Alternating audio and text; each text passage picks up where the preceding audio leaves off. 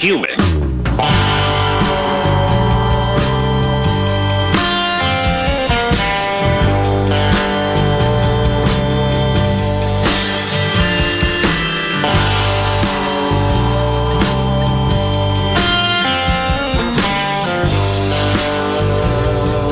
I'm a fraud. Yes.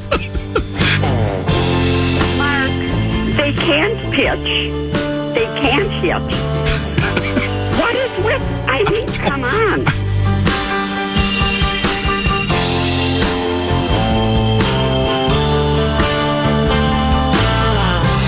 Once you get over that Anoka County line and head north, your troubles are behind you. Yeah, kid. Sorry about that. Reminds me of back when I was the fastest rising radio personality in the country. Matter of fact, I still am. I've been for about 40 years. And it's working at KMER in Kemmer, Wyoming. We called it K95. General manager was Jimmy Ray Carroll. And the reason we called it, we were 950 on the AM dial.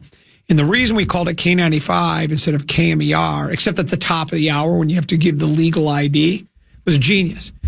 Because our signal traveled all over southwest Wyoming to Big Piney and Mountain View and Lyman and Cokeville and Daniel, Pinedale, Rock Springs, Green River, and beyond.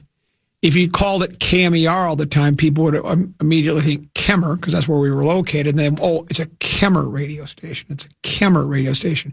K95, we were Southwest Wyoming radio station. Huh?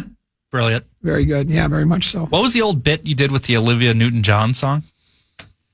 Oh, that was when I worked in Great Falls. Falls. All the disc jockeys said, "Can I use that?" It was, do you mind playing the song and then taking it out of the podcast? Sure.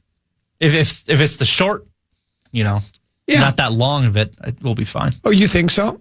Well, because we're only going to play at the beginning until she gets to her first word of the song. What's it called? It's called "Make a Move on Me." All right, you ready? And so our call letters were KQDI. Okay, so go ahead, play it. Partly cloudy skies in the Twin Cities today. Mercury should play tag with 50. Get a little cooler as the week goes on. Right now, it's 50 degrees.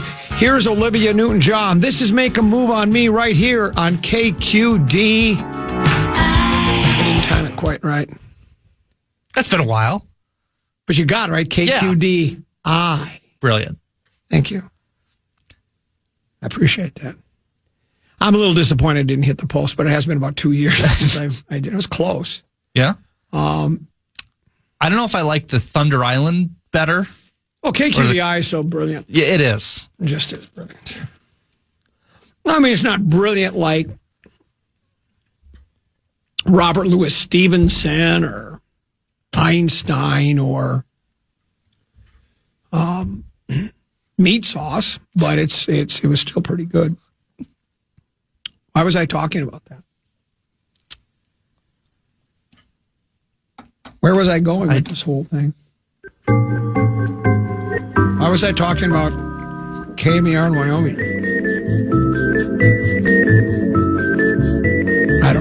Doesn't matter. How about this? This is it's not breaking news anymore, but when it popped up on my handheld computer, which doubles as a communication device, this would have been Friday evening. It's actually late. It was Friday afternoon, right when we got off the air. Associated Press, Dateline, New York. Judge rules Brian Flores' NFL discrimination lawsuit can head to open court, not arbitration. Oh. The Brian Flores-led discrimination lawsuit against the NFL can proceed to open court and avoid the league's arbitration process. That's what a federal judge ruled on Friday. Flores is joined in the lawsuit by Steve Wilkes and Ray Horton. They sued the league and 3 teams back in February 2022 after he was fired. The the previous month by the Miami Dolphins. Flores alleges, but I think we're aware, he's now the Vikings defensive coordinator. He's the highest paid, I believe, defensive coordinator in the National Football League. Flores alleged in his original suit that the league was, quote, rife with racism regarding its hiring practices when it comes to black coaches. The NFL argued Flores should go through the league's arbitration process rather than the legal system. But Judge Valerie, count on me, Valerie. I'm the same boy I used to be. Name the artist. Name the year. Name the song. You'll not know. I'm showing the age. I'm hoping Valerie's the name of the song. That is correct. Okay, good. It might be all I got. If you know it, then it's got to be pre. Well, no, I feel like that's a newer song. It's a newer if you call the 80s newer. Well, then it is in your ballpark. For me, but that's newer for me. I think someone remixed it. Well, no, actually, there was a song they could have. Valerie was actually the Monkees did a song called Valerie. That would have been in my heyday. But Steve Winwood did a song called Valerie, 1986. My dad loved the Monkees. Hey, we're the Monkees. So, anyways, just hanging around. This is what she said. No,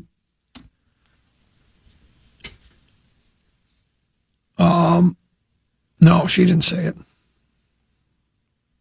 I thought she said it.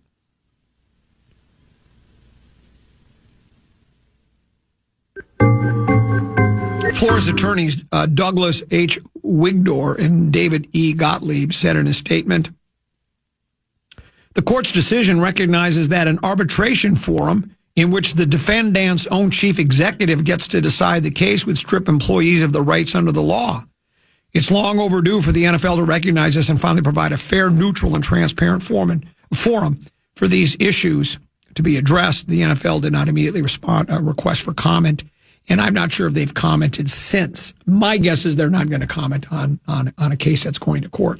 But I think it sounds to me like, I mean, again, I'm no legal, but I think the decision's really just, it makes common sense that, you go through the league's arbitration process. So what do you think the league's arbitration process is going to decide when he's being sued by one of the by a couple of coaches, 3 coaches in the NFL? My guess is they're going to side with the league, right? And so now it's like, no, this is going to go to open court. So it'll be interesting to see how this comes out in the wash, and how long it will take. It doesn't even say anything. It just says. Yeah, I mean, there's not even a, what do they say about the scales of justice? No, the wheels of justice, whatever. They spin really slow. I mean, this thing could get decided by the time Flores is, retired. But there you go. That's the latest on that. We'll take another break. No keywords, right? We're out of those for a while, so we'll just take a break. Come back. We got a little of this, a little of that. Controversial Vikings news other side of the break. Common Man Program on the Fan.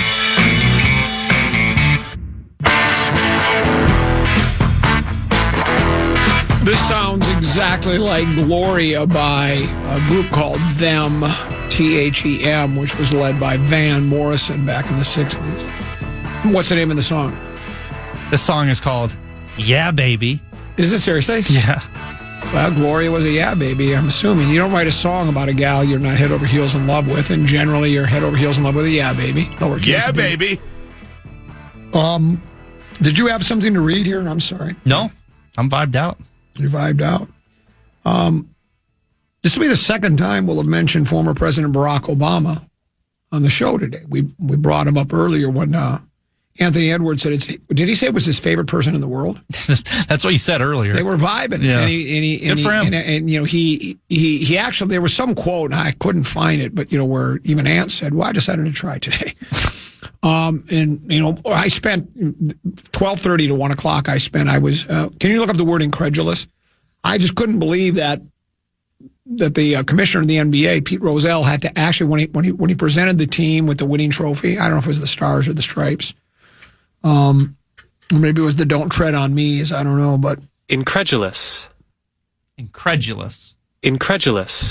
Unwilling or unable to believe something. Yeah, I was incredulous. Incredulous. That the NBA commissioner, I want to thank the players for trying hard. Actually, have to thank them for doing what they're supposed to do. That's the least we can ask. If at first you don't succeed, try again. At least you can try, right? And then I said, if having Obama in attendance will get Ant to play harder for all 48 minutes, maybe the Wolves should try to sign him to a contract just to sit in the stands or be on the bench. We don't need, we'll put it this way, Finch doesn't play all 15 guys, so you could just dump one guy and put Obama on the roster. Right? What number president was Obama? Can you Google that for me? 44? Give him the number 44 for his jersey. Yeah, 44. Yeah, give him 44. Put him on the roster. Pay him. He doesn't need the money. Can give him the NBA minimum. Just sign him to a series of 10-day contracts, and then maybe Ant would play like he's capable of all 48 minutes. But this headline, I just saw this. This was earlier today. Obama shuts down alien buzz and says there's no evidence they've made contact. Here's how the story is, done by the Associated Press. Former U.S. President Barack Obama said he did not see evidence that aliens, quote, have made contact with us after sending social media a buzz by saying aliens were real on a podcast over the weekend. Social media got a hold of it. Boy, you'd really know you got nothing going on in your life when you're on social media talking about the president, talking about aliens. Read a book. Watch the Olympics. Curling's tough, trust me. 2.5 hours is long, but you'll get through it.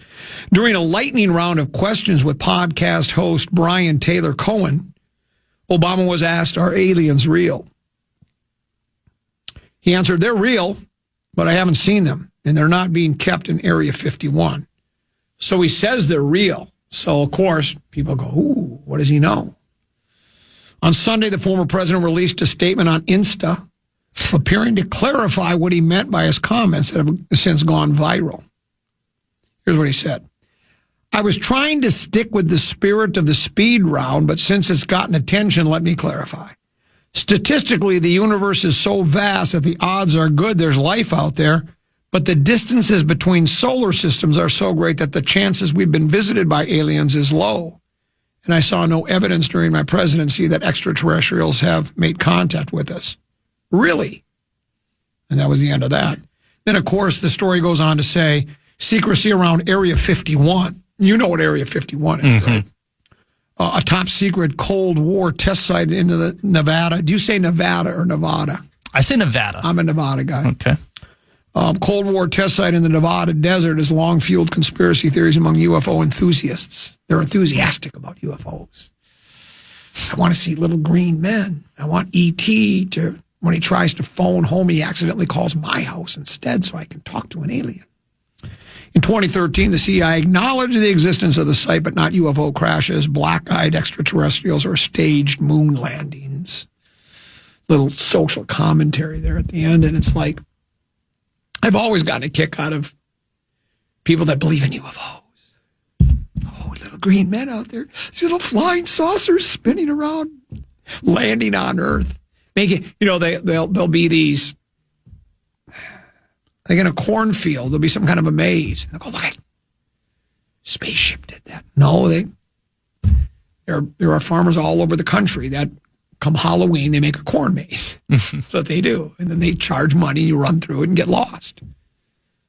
There's some people that are still lost in a corn maze. But it's like, I think the president kind of summed it up, because I think most people believe, I don't believe in X. I think we're the only living, breathing, Homo sapiens, walk upright, eat with a fork, right, that exist. I don't think there's anywhere, nowhere, as vast as the universe is. I just don't think there is. I don't base it on anything other than I just don't think. I don't know. Maybe there is. I suppose, like he says, as vast as the universe is, I suppose it is possible. But what I do agree with him is just think about how, Google this for me, would you? How long would it take a spaceship from Earth to get to Mars? How long that travel time would be? Mars isn't that far away. It says, according to the AI overview overlords, between 7 and 9 months. Okay. 7 and 9 months. I guess that's if you're if you're in the passing lane, it'll only take you 7 months if you step on it, right? I always love follow that UFO and step on it, right? But yeah, I don't know. I guess I should take that back. I suppose they could exist somewhere. But I don't know. I'm still skeptical. How about you? I think it's possible, but it doesn't really, it's not something that interests me. Yeah. You know, like I hate like watching end of the world movies. It's just not, or things that could go horribly wrong. I don't want to even think about that. Just let me live in my ignorant bliss and watch my sports. I saw an end of the world movie with DiCaprio a couple of years ago. But believe it or not, I've occasionally watched movies that were released since The Godfather in 1972 or 71, whatever it was. I have. Not many. Most of them are the kids' animated movies. But I want you to Google, I'm sorry, but DiCaprio End of the World movie. It was really done well. Was it Don't Look Up? That's it. Don't Look Up. It was really good. I loved it. It was an End of the World movie. And I know you don't like End of the World movies. Watch that one. I think you'd get a kick out of it. Well, can you spoil it for me and tell me if they live or if everything dies a horrible death? Have you seen Leonardo DiCaprio lately? He's still alive. So that's good. Yeah, that's good to know. So it didn't. The world didn't, and he's still alive. I saw him. He's been in several movies since then, I think. So, yeah, but it's just, think about how far you'd have to travel from a galaxy far, far away. It'd be like decades and decades and decades, and it's not going to happen. It just hasn't. We'd have found him by now. It's sort of like the Bigfoot thing. Though, if you watch Meat Sauce walk on and off stage, he's got that same kind of a Bigfoot gait to his walk. Have you ever seen you've seen the Bigfoot film, right? Where he's in the woods somewhere. That grainy video, the famous grainy video of it's a guy in a costume. We know that, right? It's some guy. It's just so well done, though. The camera kind of bouncing a little bit, and he's far enough away, and it's great. It's like, wow, look at that. He's actually got it's a guy in a costume. It's cool, right? But Meat Sauce has a little bit of Bigfoot. As a matter of fact, did you know he's doing TV endorsements now, commercial? No. Yeah. He's in the Jack Links commercial. And the beauty of it for the Jack Links people is it's a non-speaking part, which is important. And the other one is they didn't even have to supply him with a costume. Is there anywhere I can hear this comedy? Yes, as a matter of fact, you can, and I will use that. I'll deliver that same line. Or 2 lines, 3 lines, whatever lines they are. I'll do that. Actually, 3. 3, but it sounds like more than 2. It's coming up on Saturday at the legendary Cato Ballroom. Larry Mondello guy, a.k.a. Tim Flanagan, Meat Sauce, and Common Man doing live comedy. It's our first. We haven't been to Mankato in about 3 years for sure, maybe 4. We look forward to it. Tickets available at catoballroom.com/tickets. And I think we're going to give away some tickets to the show later this week, maybe tomorrow, Wednesday, Thursday, maybe even Friday too. Show's this upcoming Saturday. Hope to see you there. Short break and controversial Minnesota Twins news. Oh. That's next. Common Man Program on the Fan.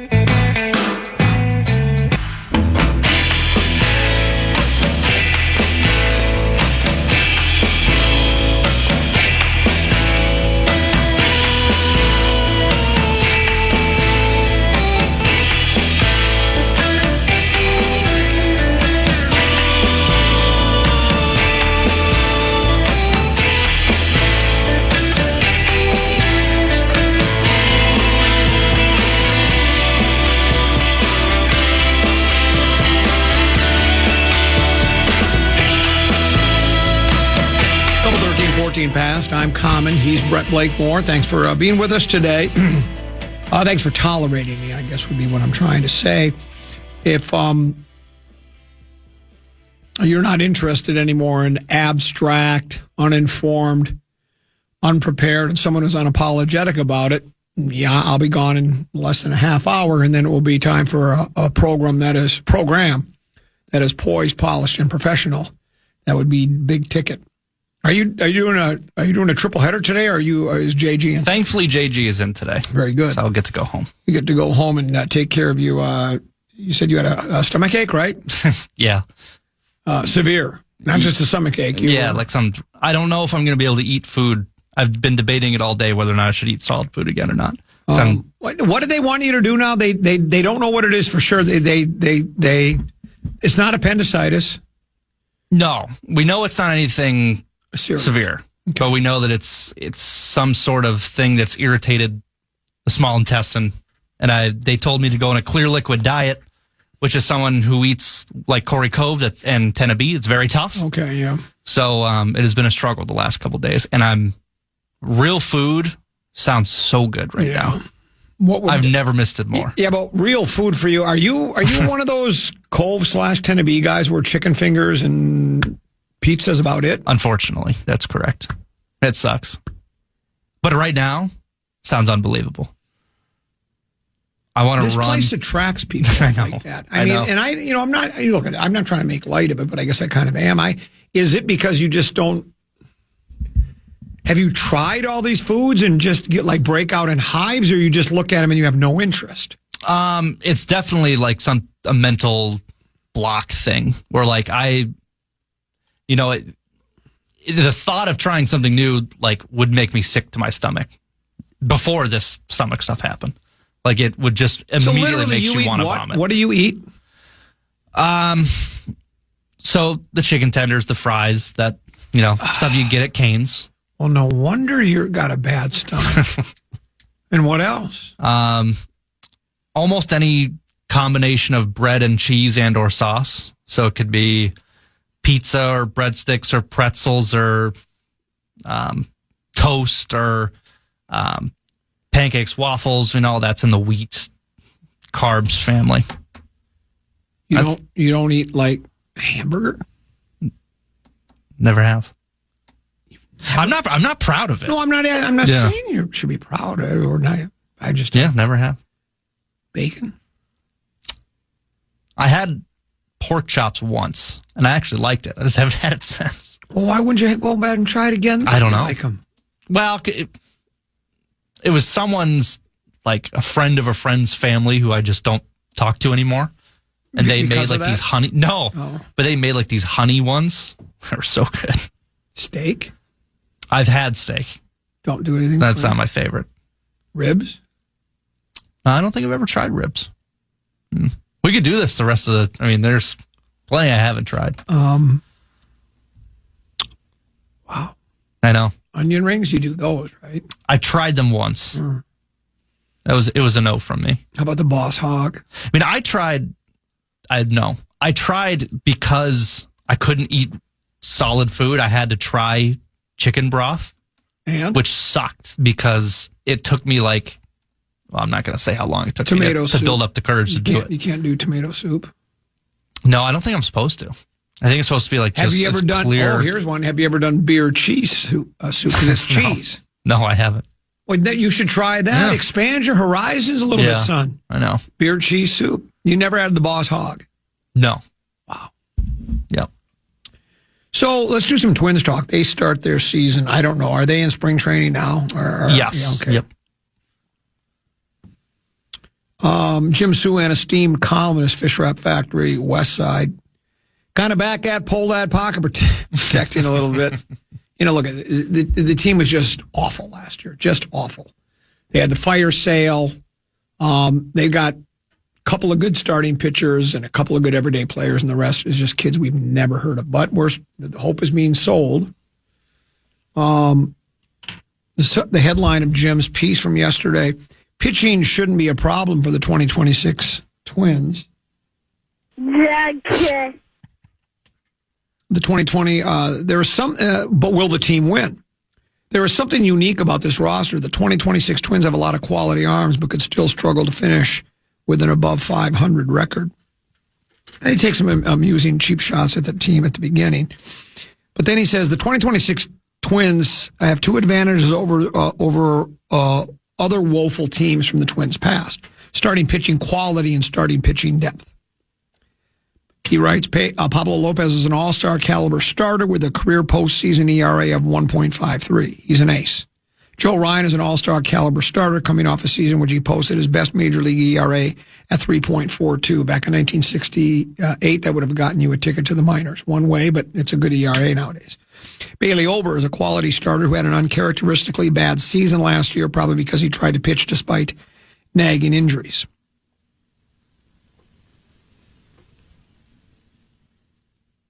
Okay. There's a lot of teams that have two pretty good pitchers and one that's coming off an injury. But then he writes, then there are the young hopefuls: Zeb Matthews, David Festus, Simeon Woods Richardson, Mick Abel, Kendry Rojas, Taj Bradley, Connor Prelip, Marco Rea, Andrew Morris, and more. We are rich in talent and depth in pitching. I can guarantee of all those names I just read, of not the first three, but the others, two of them will have a big league career that'll mount to anything at all. It's ridiculous to talk like this. We see it all the time in this town more than any. The Pohlad pocket protectors will tell us how deep. Remember that was in 2013. We've made fun of it for years. It was Lavelle Neal did the silver linings edition. We're going to be really bad this year, but just wait till 2016. Then he put together this lineup of young guys that were in the farm system. He even added a guy that was like a star for the Dodgers, said, well, we don't have him yet, but we're going to get him. Well, that's the most preposterous thing I've ever heard. And, of course, none of that ever came to fruition. Because there's all... Do you know how... Go back to when Doubleday invented the game and where we are now. There have been hundreds of thousands of highly regarded prospect pitchers. And of those, let's say there's 100 of them, 95 don't pan out. I can't do it. And then, we'll develop our pitching. The theory goes, the pitching will be so good, we'll be able to trade them for everyday players. I hope it works. Gosh darn it. I hope our pitching is rich and deep, but I'm sorry. I can't do it. It closes with, however the 26 Twins perform, if they finish the season with a wealth of starting pitchers and quality bullpen arms, they will have a way to build a winner regardless of their payroll size. Now, going back to you don't need money to build a winner. We're going back to that now after I thought we'd all established. All the Pohlad pocket protectors were bitter that the Twins did a fire sale, bitter that they cut the payroll 3 years ago when they did the, we have to do a, whatever Joe Pohlad said about, we have to do a reset. I thought the Pohlad pocket protectors had run up the white flag on that, but apparently not. And it closes with, and if the young pitchers the Twins acquired in those infamous trades last summer turn into standouts, the level of outrage displayed by the Twin Cities' most jaded fan base will turn out to have been a little overwrought. Well, yeah, of course. And, and the cow jumped over the moon. It's like, well, yeah, I guess, but what are the chances of that happening? And it just says, outrage displays by Twin Cities' most jaded fan base. All the media members seem to be outraged after the fire sale. The guy, who complains about the Twins all the time, said, you don't need a closer if you don't need to close games. I would trade them. Now, we'll see if these young guys pan out. I hope they do. Gosh, because the Festa kid's showing some moments. And so, Simeon Woods Richardson has had his moments, and I don't know about any of the young guys. Again, if you've got 10 highly regarded prospects in the pitching, 2 are going to pan out and the other 8 aren't. So we'll see how that goes. Now, there's more Twin stuff. Byron Buxton bitter with the organization. Did you see this story? This is also a Fish Wrap Factory West Side. Headline, Buxton frustrated the Twins didn't shut down off-season trade rumors. He holds a full no-trade clause, and he didn't like seeing his name floating in trade rumors. He reiterated his loyalty to this. I'm reading Fish Wrap Factory West Side. He reiterated his loyalty to the Twins at last year's All-Star game. I'm a Minnesota Twin for the rest of my life, he said. And when he was asked whether he would consider a trade with the Twins falling out of playoff contention, he made the same pledge after the Twins tore down the roster at last year's trade deadline. When Buxton's name surfaced in trade rumors after the season ended, when there were questions about whether the Twins would commit to an even deeper rebuilding phase by trading Lopez and or Ryan, he felt disrespected when the Twins didn't publicly shut down any of the speculation like he did last summer. Buxton said on Feb 15, this was yesterday, this is what he said.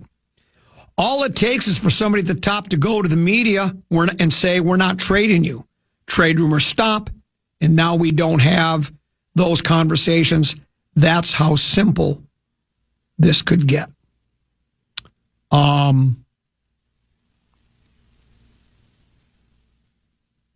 I'd like to know what the timeline of the conversation, though, is. I mean, because I was under the assumption, I would have thought, and maybe I should have listened to what he said, he's a Twin for life.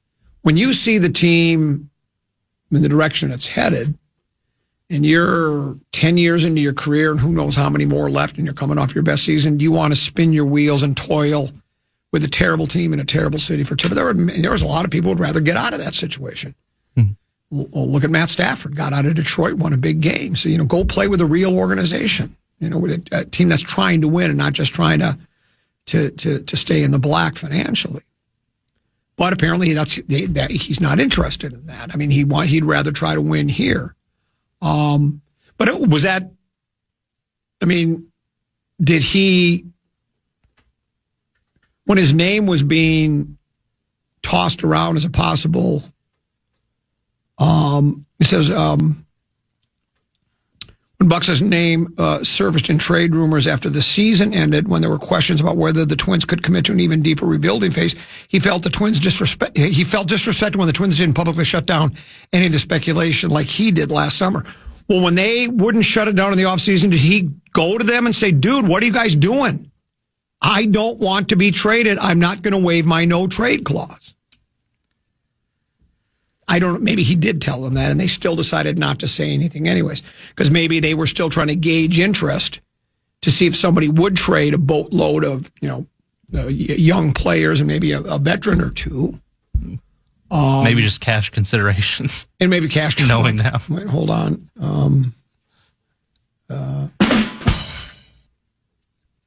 And maybe they were going to try to convince him to say, why don't you waive it? We can get you on a real good team. So, but I understand if he wants to be a Twin for life, that's great. And I guess he's the best player and the everyday player in the Twins organization. There's no better. We think that the other kid, the Royce Lewis, could get there, but he can't stay healthy either. He's got Buxtonitis. Remember Buxton couldn't stay healthy until last year at his best year as a pro. And if he can duplicate that, and if Royce Lewis can stay healthy and do that, and a couple of other guys come through, and the pitching staff does, and wishes and nuts were whatever that is about Christmas.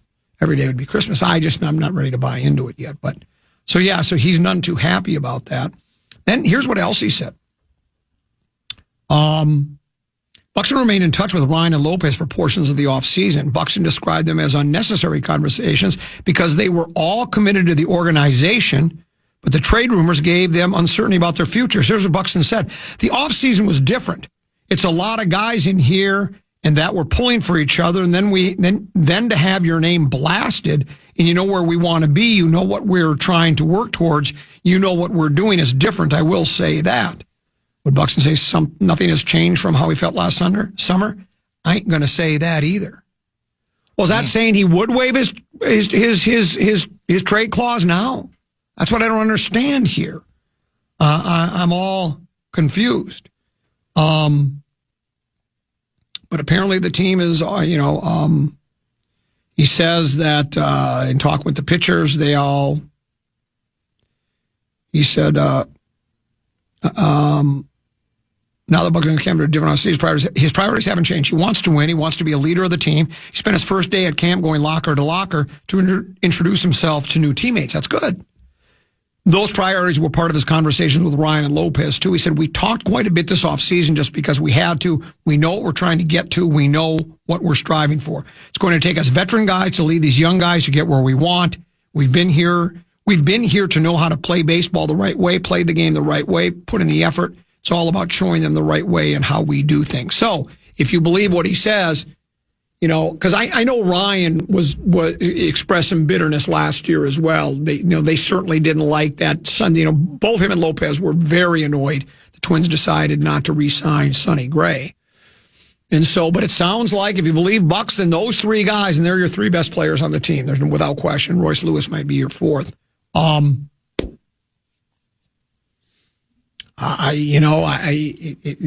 has a nice start, but I think the Dodgers have 20 guys that are as good as those guys we're talking about right now. They have 20 of them. And again, that's salary. I get all that. There's no cap and big markets and all that, but we'll see. It's nice that he wants to stay, I guess, because if he's gone and Lopez and Ryan are gone, as a matter of fact, to me, to go to a Twins game, I like pitching. I think that's well established. If I were to go to a Twins game, and I'm not going to, but if I were, especially if you're going to plunk down money, I would only go if Lopez or Ryan were pitching. I like pitching. I'm not going to go to watch young guy. Let young guy prove himself first. If I want to watch young guys, I'll go over to St. Paul.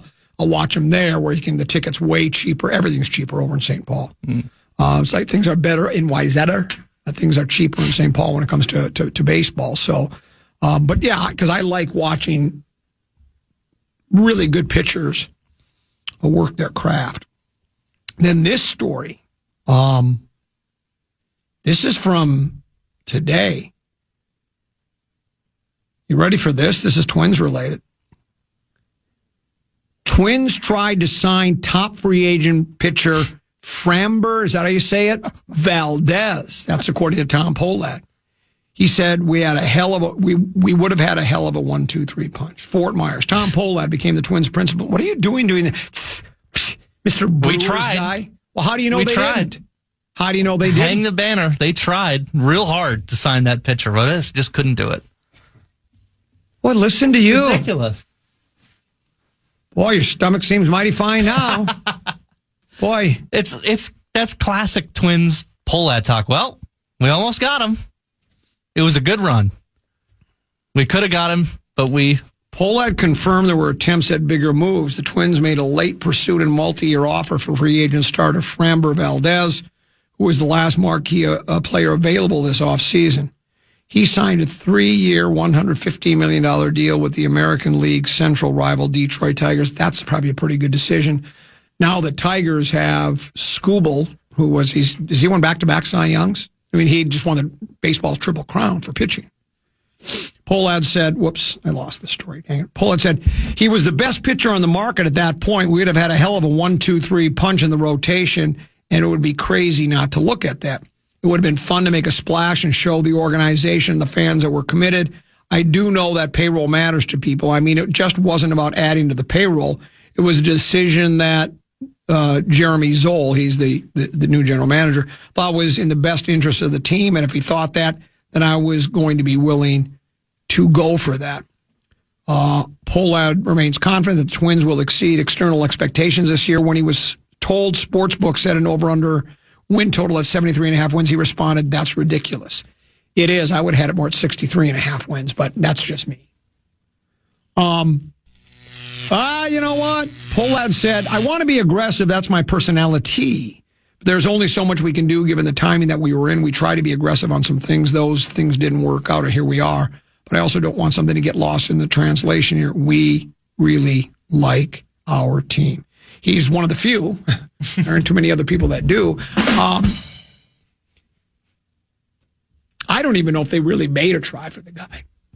I mean, I'd want to get a hold of Framber's agent and say, did the Twins actually reach out to you and talk? And when they say, that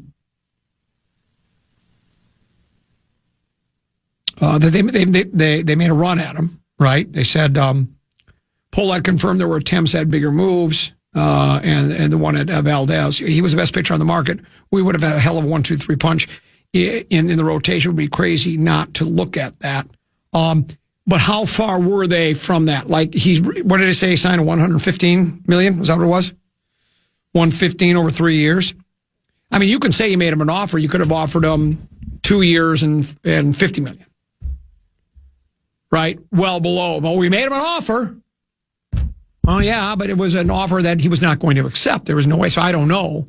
So I don't know if it's just, if this is just posturing and if this is trying to get the fan base on your side, because he admits payroll is important to people. Even most of the poll ad pocket protectors have realized they've been wrong all along about the poll ads not spending money, and that you got to spend some dough. You just have to. Not every season, but some. They finally have come to their senses. And poll ad realizes that he says, but then why did they wait so long, too? Well, he was the last good guy available. We made it. Well, why didn't you make a run at the guy? There were probably a couple 13, 14 good players available, and you never made a run at any of those. Maybe you just figured they were too far out of your price range, but then we're back to payroll, and we're back to dis, dat, and lat. Thanks for having me today. Hey, great job today. You as well. Thanks for filling in. You did an admirable job. You did a bang-up job. You were really, really good. I hope your stomach gets better. Thank you. Again, eat some dirt and rub some Robitussin on it. We're back tomorrow at 1 o'clock. Big Ticket JG. They are next year on the phone. Good night, folks. And good night, Mrs. Calabash. Wherever you are. Good morning, good afternoon, and good night, Minnesota! Listen back to any of Common Man's programs by podcasting on the iHeartRadio app or KFAN.com.